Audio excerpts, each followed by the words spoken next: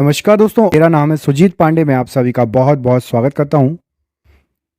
Video को बिना देर किए स्टार्ट करते हैं। यदि आप चैनल पर पहली बार आए हैं और आप रोज साइंस के वीडियो पढ़ना चाहते हैं, चैनल से जरूर जुड़ जाइएगा। चलिए करते हैं वीडियो को स्टार्ट। लास्ट में मिलते हैं, आपसे बताना कितने प्रश्न सही गए। ताल पारिस्थितिक तंत्र की स्थिरता निर्भर करती है। तो ताल पारिस्थितिक तंत्र की स्थिरता जो है उत्पादकों और उपभोक्ताओं पर निर्भर करती है। यहाँ पर ऑप्शन नंबर डी सही आंसर हो जाएगा।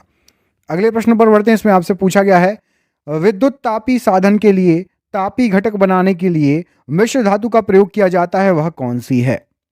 तो विद्युत तापी साधन के लिए तापी घटक बनाने के लिए जो मिश्र धातु उपयोग होती है उसका नाम है nichrome. Option number D nichrome सही आंसर हो जाएगा।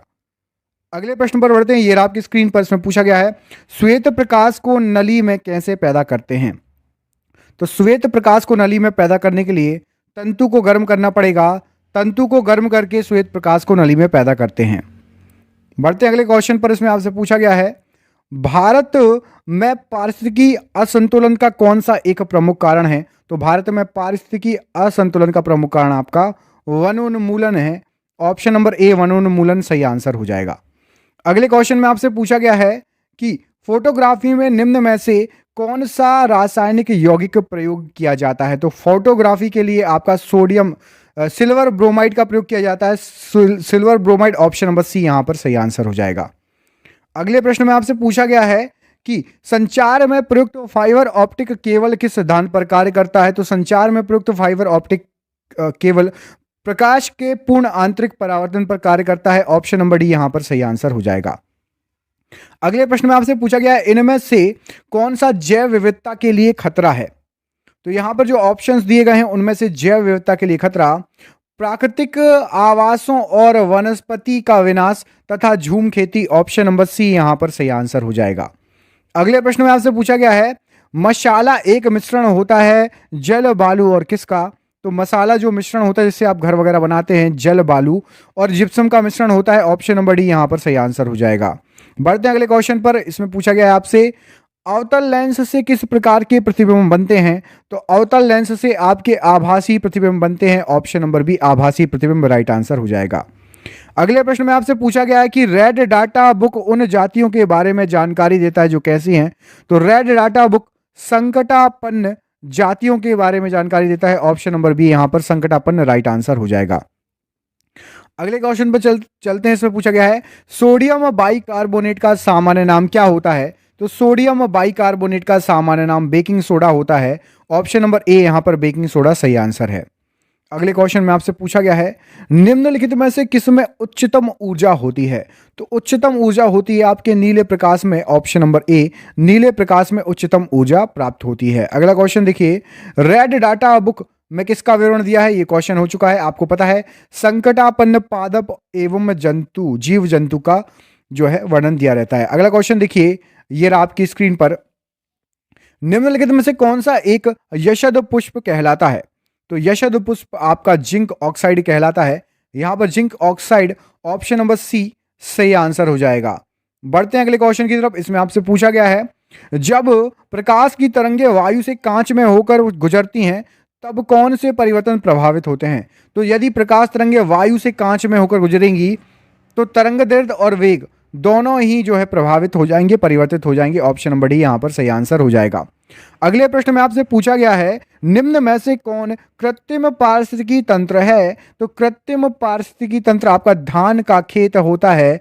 ऑप्शन नंबर ए धान का खेत यहां पर सही आंसर हो जाएगा। हमने भारत के सभी एग्जाम में पिछले 30 साल से पूछे जा रहे 10,000 जीके जीएस के जो है एमसीक्यू प्रश्न की पीडीएफ तैयार कर ली है और ये पीडीएफ आपको 99 रुपए में मिल जाएगी। व्हाट्सएप के थ्रू हर एक बच्चे को ये पीडीएफ मिल जाएगी। हम क्या आप तैयारी कर रहे हो, पीएससी, एसएससी, ठीक है, इसके बाद आपका रेलवे, जहां जहां स्टेट लेवल के एग्जाम, जहां जहां की आप तैयारी कर रहे हो, बीडीओ का निकला है, यूपी पुलिस, एमपी पुलिस, हर एग्जाम में आए हुए 10,000 क्वेश्चन पिछले 30 साल से 12 रिपीट हो रहे हैं।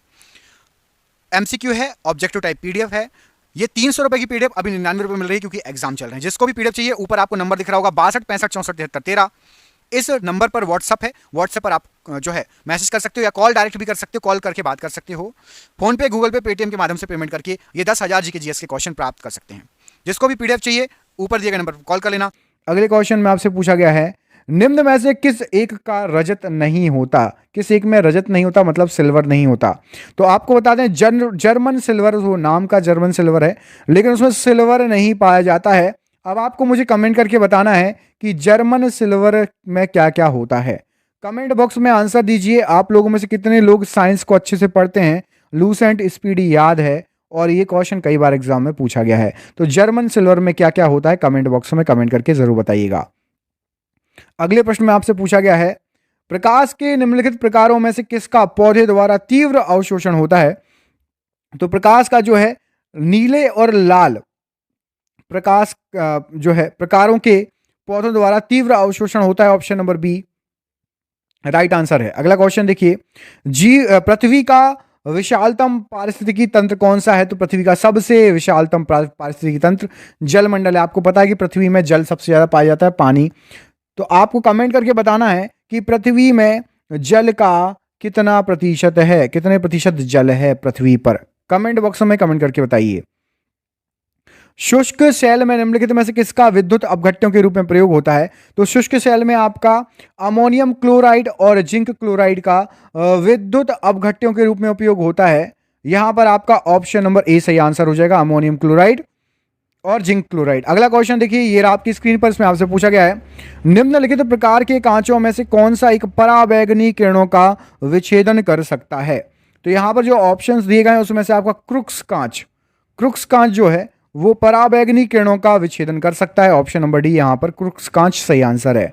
अगले क्वेश्चन में आपसे पूछा गया है कि भारत में वन अनुसंधान संस्थान कहां स्थित है? तो भारत में वन अनुसंधान संस्थान देहरादून में स्थित है। ऑप्शन नंबर सी यहां पर देहरादून राइट आंसर हो जाएगा। अगले प्रश्न में आपसे पूछा गया है, चिलीशिरा किसका सामान्य नाम है? तो चिलीशिरा जो होता है वो सोडियम नाइट्रेट बोलते हैं। Option number B sodium nitrate यहां पर इस प्रश्न के लिए सही आंसर हो जाएगा। अगले क्वेश्चन में पूछा गया है, तारे टिमटिमाने का कारण क्या होता है? तो तारों के टिमटिमाने का कारण अपवर्तन के कारण होता है। ऑप्शन नंबर ए अपवर्तन के कारण तारे जो है टिमटिमाते हुए दिखाई देते हैं। अगला क्वेश्चन देखिए, राष्ट्रीय वानस्पतिक उद्यान कहां पर स्थित है? वानस्पतिक उद्यान पूछा गया है, अच्छे से क्वेश्चन पढ़ना। तो वानस्पतिक उद्यान लखनऊ में स्थित है। ऑप्शन नंबर सी लखनऊ यहां पर सही आंसर हो जाएगा। अगले क्वेश्चन में पूछा गया, निम्नलिखित धातु युग्मों में से किस एक में क्रमशः सबसे हल्की और सबसे भारी धातु है? तो यहां पर जो ऑप्शन दिए गए हैं, लिथियम सबसे हल्की धातु है और ओस्मियम सबसे भारी धातु है। मतलब आपका ऑप्शन नंबर बी यहां पर लिथियम एवं ओस्मियम इस प्रश्न के लिए सही आंसर हो जाएगा। बढ़ते हैं अगले क्वेश्चन की तरफ। इसमें पूछा गया है, तंतु प्रकाशिक संचार में संकेत किस रूप में प्रवाहित होता है? तो तंतु प्रकाशिक संचार में संकेत जो है प्रकाश तरंग के रूप में प्रवाहित होता है। ऑप्शन नंबर ए प्रकाश तरंग राइट आंसर हो जाएगा। अगले क्वेश्चन में पूछा गया है, पृथ्वी शिखर सम्मेलन कहां पर हुआ था? तो पृथ्वी शिखर सम्मेलन आपका रियो डी जेनेरियो में हुआ था। Option number C Rio de Janeiro सही आंसर है। अगले क्वेश्चन में पूछा है, गन पाउडर किस मिश्रण से बनता है? तो जो गन पाउडर होता है उसमें जो मिश्रण होता है आपका, एक तो चारकोल होता है, दूसरा सल्फर होता है, तीसरा पोटेशियम नाइट्रेट होता है। Option number C charcoal sulphur potassium nitrate. Option number C यहां पर इस प्रश्न के लिए राइट आंसर है। सूर्य छिपने से पहले दीर्घवृत्तीय प्रतीत होता है, ऐसा क्यों? तो सूर्य छिपने से पहले प्रकाश के अपवर्तन के कारण,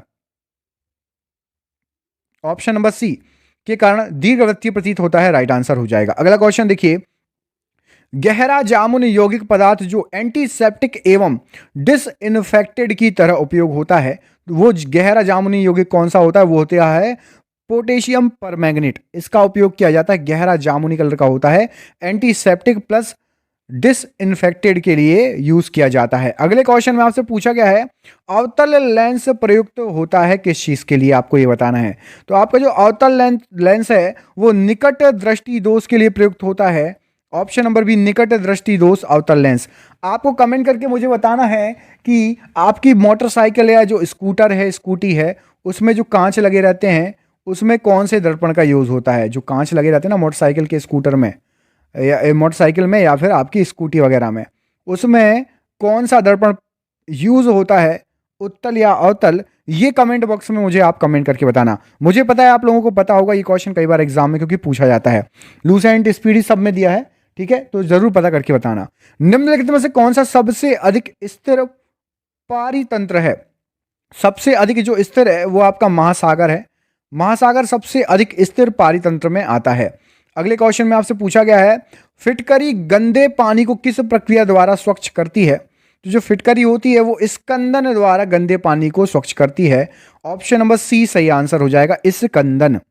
अगले क्वेश्चन में पूछा गया है, दूरबीन का आविष्कार इनमें से किसने किया? तो दूरबीन का आविष्कार गैलीलियो ने किया।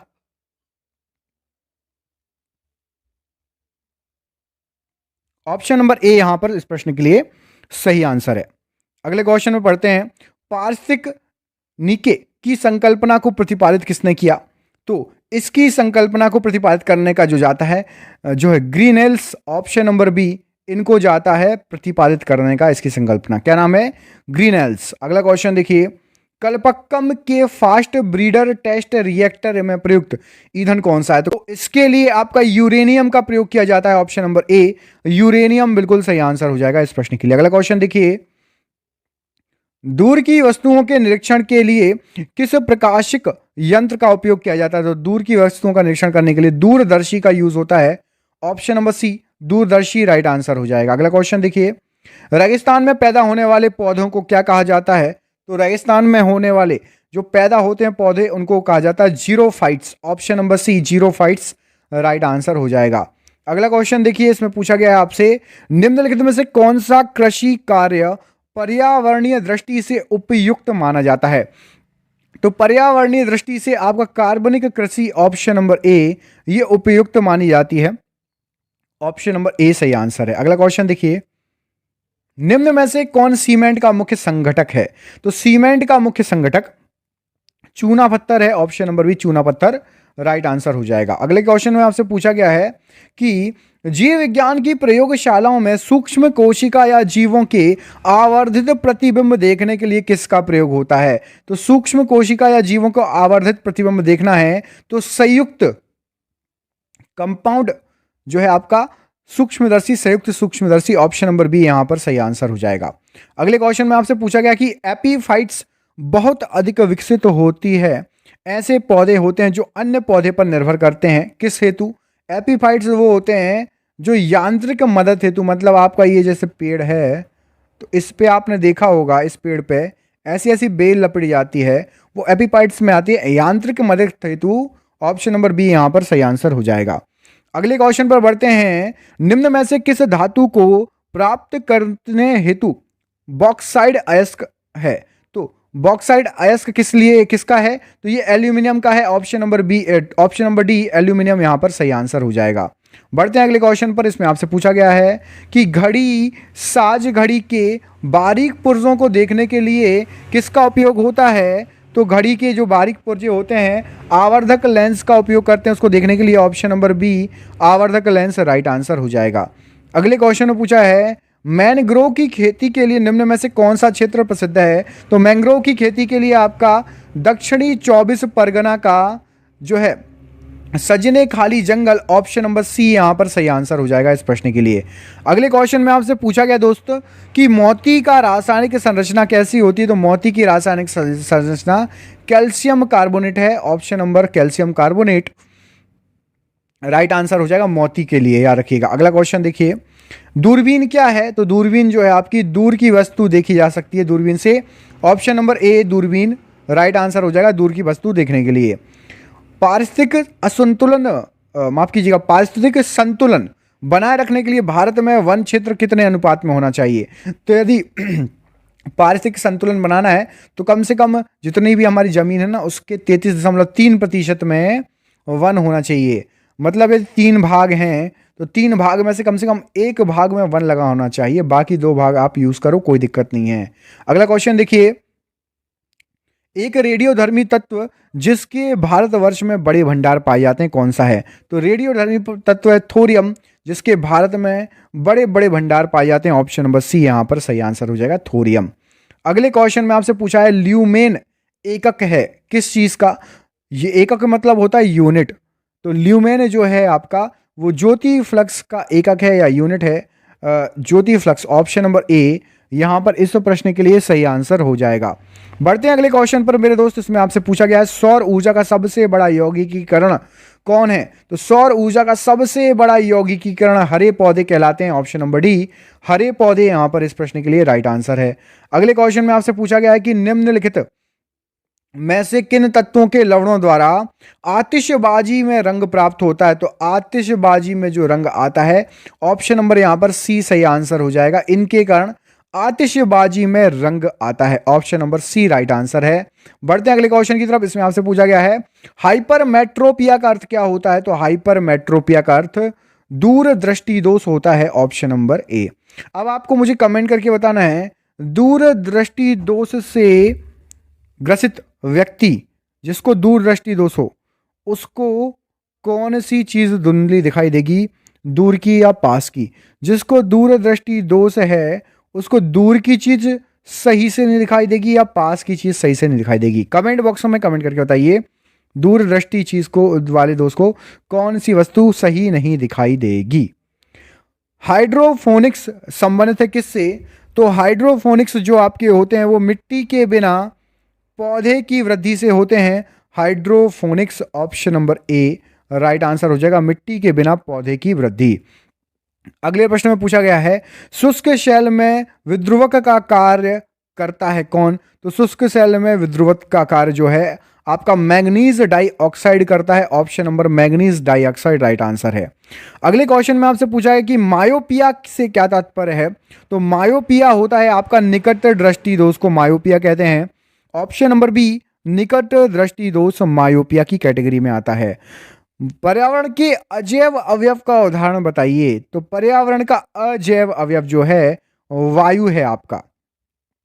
बाकी वनस्पति जानवर जैविक हैं, अजैव अवयव जो है वो वायु है। Option number C right answer हो जाएगा। अगले क्वेश्चन में पूछा गया आपसे प्याज लहसुन में गंध किस तत्व के कारण पाई जाती है? तो प्याज और लहसुन में पोटेशियम के कारण गंध आती है। ऑप्शन नंबर ए पोटेशियम यहां पर इस प्रश्न के लिए सही आंसर हो जाएगा। हमने भारत के सभी एग्जाम में पिछले 30 साल से पूछे जा रहे 10,000 जीके जीएस के जो है एमसीक्यू प्रश्न की पीडीएफ तैयार कर ली है और ये पीडीएफ आपको 99 रुपए में मिल जाएगी। व्हाट्सएप के थ्रू हर एक बच्चे को ये पीडीएफ मिल जाएगी। हम क्या आप तैयारी कर रहे हो पीएससी, एसएससी, ठीक है, इसके बाद आपका रेलवे, जहां जहां स्टेट लेवल के एग्जाम, जहां जहां की आप तैयारी कर रहे हो, बीडीओ का निकला है, यूपी पुलिस, एमपी पुलिस, हर एग्जाम में आए हुए 10,000 क्वेश्चन पिछले 30 साल से 12 रिपीट हो रहे हैं।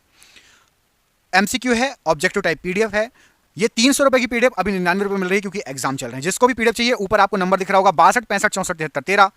इस नंबर पर व्हाट्सअप है, व्हाट्सएप पर आप जो है मैसेज कर सकते हो या कॉल डायरेक्ट भी कर सकते हो, कॉल करके बात कर सकते हो। फोन पे, गूगल पे, पेटीएम के माध्यम से पेमेंट करके ये 10,000 जीके जीएस के क्वेश्चन प्राप्त कर सकते हैं। जिसको भी पीडीएफ चाहिए ऊपर दिए गए नंबर पर कॉल कर लेना।